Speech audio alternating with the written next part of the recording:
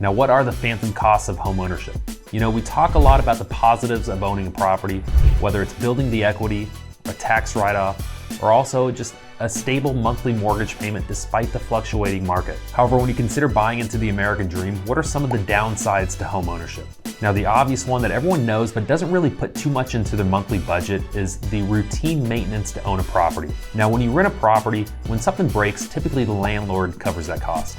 But when you buy a house, how much should you really budget per year in order to take care of a lot of these expenses? Now, to be conservative, I would budget about 1% of the purchase price every single year to handle such maintenances. You know, these maintenances are roofing issues, plumbing issues, HVAC issues, or also sometimes the appliances go out. And each time this happens, it could cost several thousands of dollars. Now, depending on the expense, the plus side is it also increases equity of the property. Now, the other phantom cost that a lot of people don't consider is the cost of flexibility. Are you the type of person that is more stable in their approach? And if so, then home ownership is probably right for you. And if not, and you like the ability to move when and where you want to, and just the idea of being tied down to a home for the next 30 years scares you, well then the cost of FOMO might be too much and renting is probably the way for you to go.